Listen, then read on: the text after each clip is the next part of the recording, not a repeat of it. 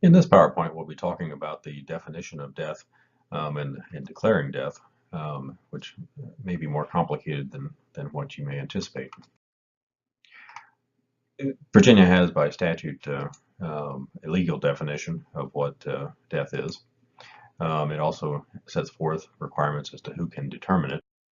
And so let's look at those two situations. The first is the traditional definition of death, which is defined by Virginia Code 54.1-2972. Section A requires that a physician declare that one is dead using the ordinary standards of medical practice, and that usually translates into the person's not breathing and they don't have a heartbeat. That was the classical definition of death throughout the ages. The physician also has to determine that attempts at resuscitation would not be successful because it may be during surgery one would meet the criteria for death in many heart surgeries and other procedures where the heart and the respirations are not spontaneously occurring. And the physician must set the time of when death occurred. The physician is also obligated under statute to complete the death certificate, which includes determining what the cause of death was within a very short time after the death occurs. So let's look at the more controversial definition, which is that of brain death. It has certainly become an important issue as we do organ transplantation, as we are able to support patients far longer after spontaneous respirations and heartbeat have disappeared. How do we really define death? Well, Virginia defines it again under the same statute, under Part 2 of that statute, and it requires the certification by the attending physician, as well as a neurologist, a neurosurgeon, or a critical care specialist, using the ordinary standards of care. And again, this is a bit vague, probably by design. Most physicians are using a criteria developed by the Neurology Society, but there are other criteria out there that can be used for determining brain death. The physicians must determine that there is an irreversible cessation of the entire brain, including the brain death. There are varying definitions out there as to what brain death is. Virginia invokes the entire brain must be shut down. And they must also certify that further resuscitation would not be of use. This is again, controversial as to when full brain death occurs.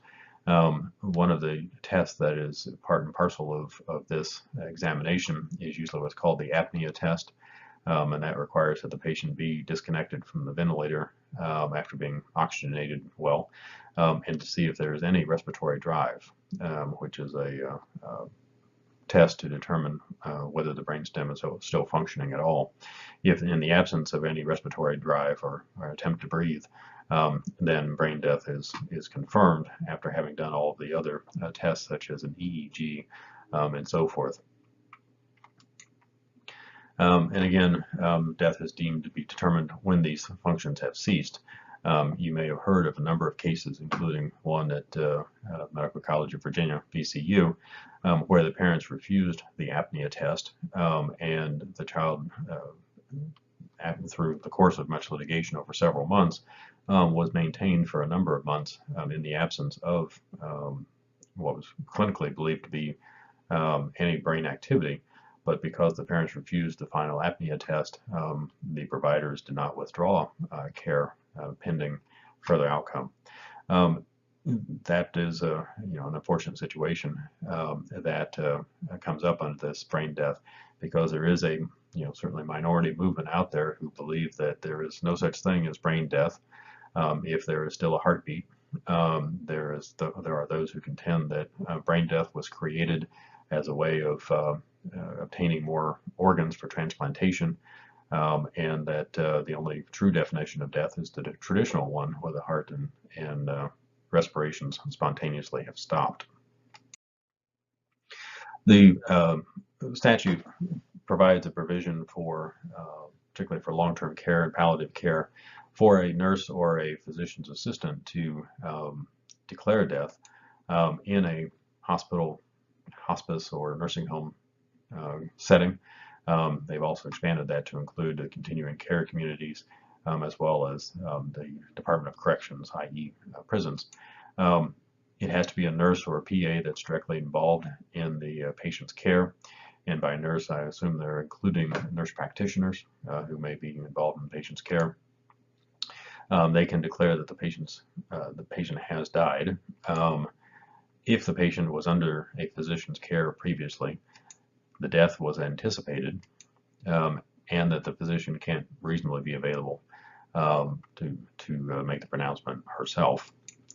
The statute also requires that the patient have had a DNR order, and that the nurse or the PA are not allowed to determine the actual cause of the death. That still remains the province of the physician. But the nurse or the PA can declare the death has occurred, which facilitates removal of the body and the process of taking care of those final situations. That brings us to the end of our conversation about determining death and the definitions of death in Virginia, as well as in other jurisdictions. You'll find that most jurisdictions have adopted a brain death statute. There's some controversy as to whether you use the whole brain death definition or brain stem death definition. But overall, most of the statutes have adopted the Uniform Act and look very similar.